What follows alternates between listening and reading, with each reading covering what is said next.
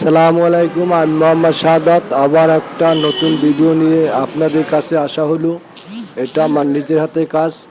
এখানে সুদক্ষ কারিগর দ্বারা যে কোনো ধরনের বিল্ডিংয়ের ডিজাইনে রং করা হয়। প্রোপাইটার মোহাম্মদ শাহাদাত হোসেন, বাগড়িবাজার, রাজাপুর।